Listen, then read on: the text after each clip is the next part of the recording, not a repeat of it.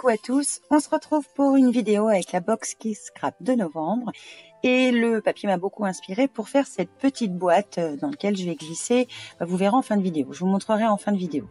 Pour commencer, on va avoir besoin de deux morceaux de papier. Le premier mesure 10 1/4 par 5 pouces et le second 5 1/4 par 7 3/4. Vous retrouvez toutes les mesures sur le blog bien évidemment. Je vais commencer par marquer un pli sur mon premier, donc le plus petit morceau à 2 1/4 et à 3 pouces. Alors ce papier est assez épais et texturé un petit peu, ce qui fait que c'est pour ça que je passe à chaque fois 2 fois pour bien marquer mon pli.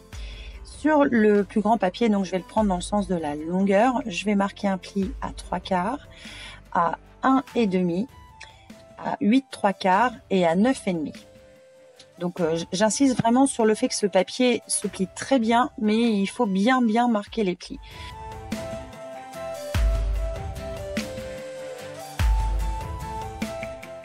Je retourne mon papier et cette fois je vais marquer à 3/4, 1,5, 3,5 et 4 1/4. Ensuite, je vais découper comme on a à mon habitude, comme je fais pour beaucoup de boîtes que je fais. Je vais vous remettre le plan de coupe sur le blog et je vais vous montrer une fois comment je coupe ce qui n'est pas utile. Pensez bien à enlever l'épaisseur du pli marqué si vous en avez pour que votre boîte une fois finie soit bien jolie. Et je n'oublie pas de biaiser la petite languette qui va me servir à coller ma boîte.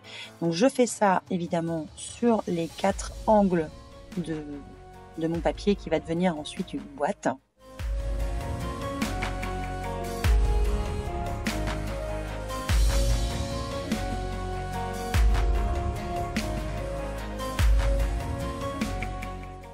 Ensuite, je vais marquer tous mes plis. Donc, je prends bien mon temps. Alors, le papier, c'est un bonheur à plier. Franchement, j'ai été scotchée. Donc, la partie qui va servir entre guillemets de fermeture et puis ma boîte, évidemment.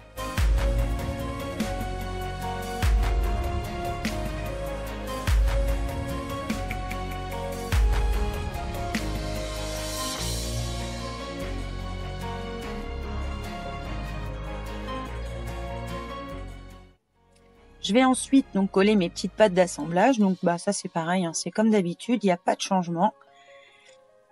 Donc je les colle à la colle liquide, mais vous pouvez très bien utiliser du double face si vous préférez, il n'y a aucune importance. Donc je commence par mes petites pattes et après je vais coller mes rabats, donc qui vont me servir en fait à bien renforcer ma boîte. Donc je commence par les grands et je termine par les petits.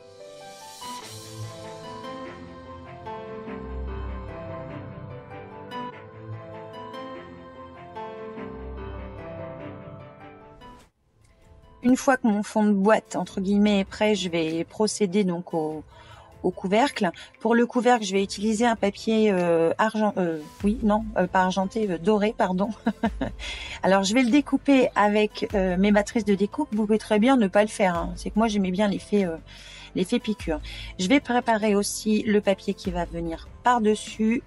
Il y aura aussi un morceau qui viendra dedans, mais toutes les dimensions, je vous les mettrai sur le blog.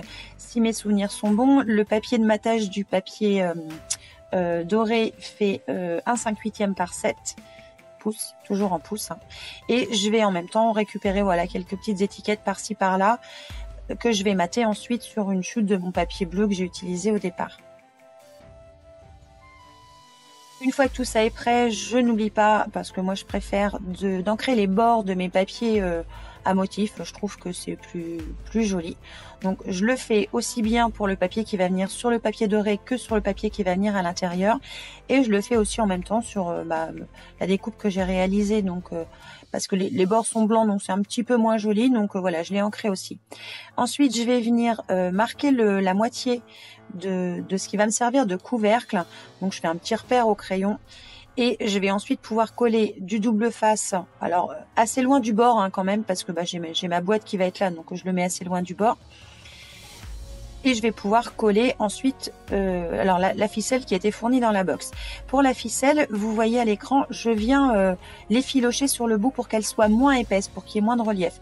C'est quelque chose que je fais assez souvent et je trouve que c'est je trouve que c'est mieux. On n'a pas l'impression de sentir cette ficelle sous le papier qu'on va coller. Donc je la positionne bien avec les repères que j'ai utilisés tout à l'heure.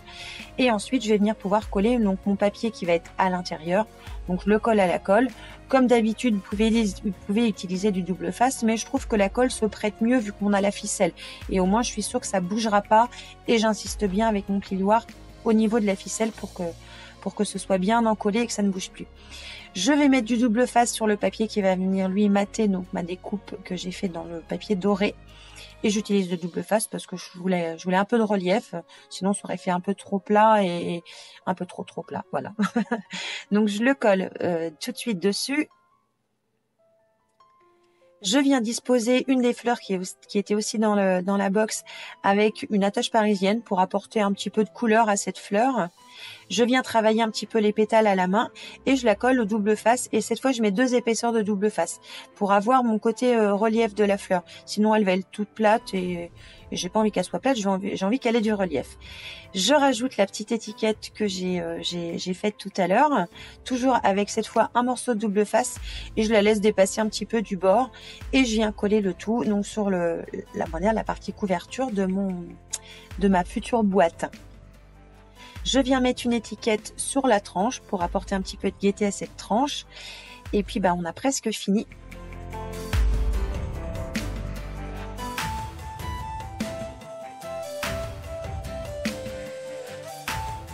Ensuite, je viens coller le fond de ma boîte. Alors, j'utilise encore une fois de la colle, mais le double face fonctionne très bien, il n'y a pas de problème. Et pour coller le fond de ma boîte, voilà, j'hésite pas à replier la boîte pour être sûre qu'elle est bien au bon endroit. Et ensuite, je viens bien appuyer pour que la colle prenne bien entre les 2 morceaux que je viens de faire. J'insiste bien sur cette partie-là, de façon à être sûre que ce soit bien collé, bien joli, bien homogène partout, qu'il n'y ait pas un bout qui rebique. J'ajoute une petite étiquette à l'intérieur. Donc, je la colle au double face aussi et je vérifie qu'elle se mette bien, on va dire, sur la boîte, à l'intérieur de la boîte qui est en dessous quand je ferme. Et je viens disposer, en fait, j'avais envie de faire une petite boîte pour mettre un petit set de papeterie. Je trouvais que c'était très sympa, donc ça coordonnait bien au papier. Donc j'ai trouvé ce petit set chez Action et je ferme ma boîte et ça y est, elle est prête, elle est finie. Je sais qu'on n'est pas du tout à l'époque des back to school, mais je trouvais que c'était sympa. Donc voilà ma petite boîte terminée. Elle va évidemment être offerte. C'est pour ça que je l'ai faite, parce que j'ai pensé à quelqu'un pour l'offrir. Donc sur ce, j'espère que ce petit tuto tout simple vous aura plu, que vous pourrez peut-être adapter avec différentes choses à l'intérieur. Je vous fais évidemment plein de bisous. Portez-vous bien et je vous dis à très vite pour une nouvelle vidéo. Ciao!